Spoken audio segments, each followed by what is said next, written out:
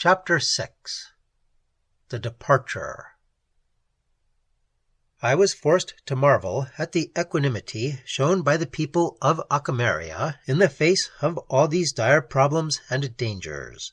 Everywhere, scientists were coolly endeavoring to combat the new pests and were seeking to devise more efficacious weapons for use against the outsiders. No fear or alarm was exhibited by anyone. Probably the secret of this calm, imperturbable attitude lay in the lofty mental evolution and philosophic detachment that had been universally attained by the human race. Knowing how insecure and impermanent was their tenure of existence among the inimical forces of the cosmos, men were prepared to meet their doom with resignation and dignity.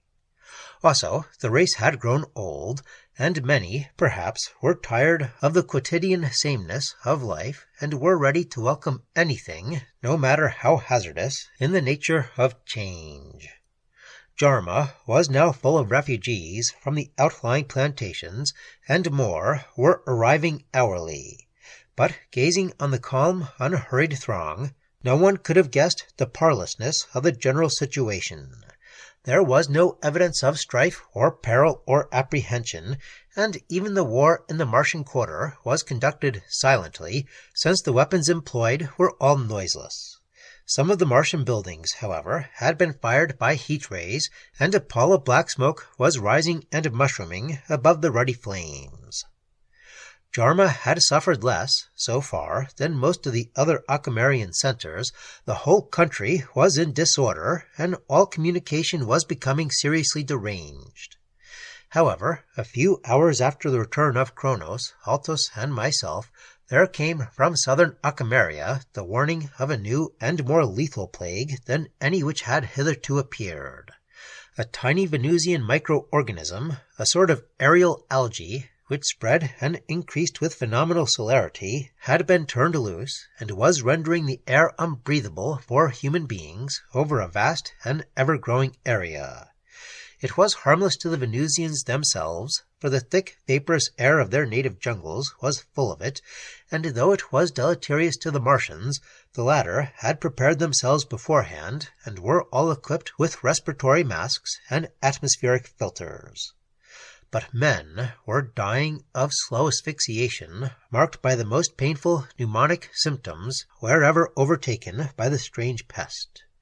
It was visible in the air, which displayed a saffron color when invaded by the organism. For this reason, it soon became known as the Yellow Death. Beyond the manufacture and distribution of air masks on a large scale, nothing could be done by savants to combat the new plague. The saffron cloud was rolling northward, hour by hour, a noiseless and irresistible doom, and the situation was indeed desperate. A conclave of scientists was called, and it was soon decided that humanity must evacuate the regions menaced by the deadly aerial scourge. The only resource was for men to retreat toward the Arctic Circle and entrench themselves in dominions where the organism could not penetrate, since it thrived only in warm tropical air. "This," said Kronos to me sorrowfully, "is a preparatory step toward our final abandonment of the Earth. The planetary aliens have conquered, as I knew they would. The cycle of human domination has completed itself, and the future belongs to the Venusians and Martians. I venture to predict, however, that the Martians will soon enslave the Venusians and rule them with a far stricter hand than we humans." He went on, "Hugh, the hour of our parting will soon arrive. You could leave us at any time, as you know, but perhaps you will wish to see the drama to its end." I pressed his hand, but could say nothing. There was a tragic pathos in the swift doom which threatened the final remnant of the race.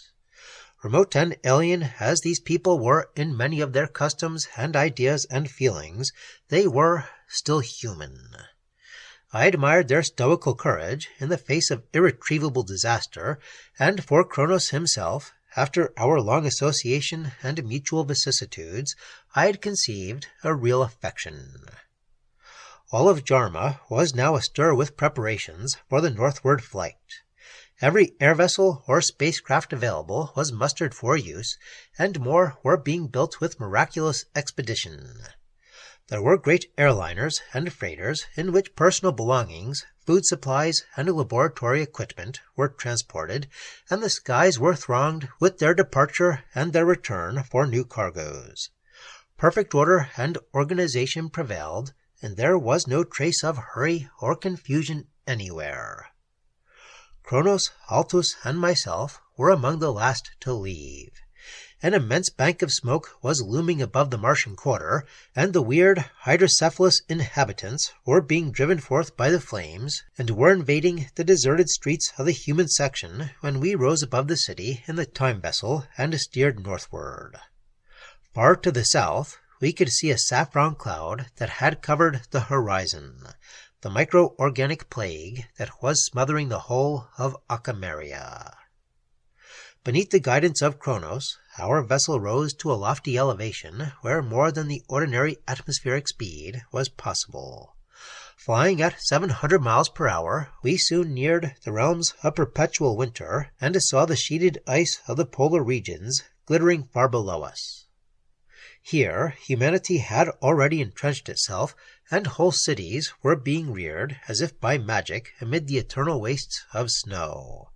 Laboratories and foundries were erected, where synthetic foods and fabrics and metals were prepared in immense quantities. The polar domains, however, were too inhospitable, and the climate too rigorous for a warmth-loving race to form more than a way station in the flight of humanity. It was decided that the larger asteroids, which had long been successfully colonized by man, would form the most suitable cosmic refuge. A great fleet of space vessels was soon assembled in readiness for departure. More were built amid the ice and snow, and each day was marked by the arrival of ships from mid-ether plying among the planets, which had been warned by radio of existing terrestrial conditions, and had come to assist in the universal Hygiea. In those days before the ultimate farewell, I came to know Kronos better than at any previous time. His altruism and imperturbable fortitude aroused my deepest admiration. Of course, he had cast in his lot with the people of his own era, and official posts on one of the ether liners had already been assigned to Altus and himself.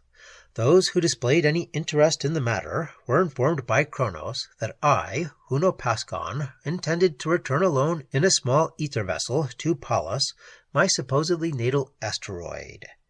Even between ourselves, we seldom mentioned the real nature of my journey.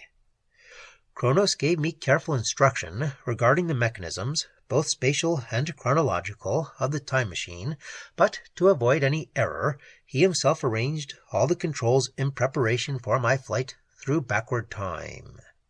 All that I would have to do was to turn on the power of the cosmic rays, and the machine would land me in 1930. The day of departure came, when vessels were ready for the intercosmic transportation of the world's remaining people. It was an awful and a solemn moment. Ship by ship and fleet by fleet, from the ice-founded platforms on which they had been resting, the long bulks of glittering metal soared upon the aurora borealis and disappeared in the chill, dreadful gulfs of outer space. The ship to which Kronos had been assigned was one of the last to leave, and he and I stood for a long while beside the time vessel and watched the soaring of those skyward flocks. Altus had already said a farewell to me, and had gone aboard the great ether liner, which loomed near at hand. For me, the hour was full of infinite sadness and a strange excitement in the realization that man was abandoning his immemorial home and would henceforward be an exile among the worlds. But the face of Kronos was a marble mask, and I could not surmise his thoughts and feelings. At last he turned to me and smiled with an odd wistfulness. "It is time for me to go, and time for you also," he said. "Goodbye, Hugh. We shall not meet again. remember me sometimes, and remember the final fate of the human race when you are back in your own epoch." He pressed my hand briefly, and then climbed aboard the space liner, and he and Altus waved to me through the thick crystal of a sealed port as the huge vessel rose in the air for its flight upon the interplanetary void. Sadly, regretting almost that I had not insisted upon accompanying them, I locked myself in the time vessel and pulled the lever which would begin my own flight across the ages.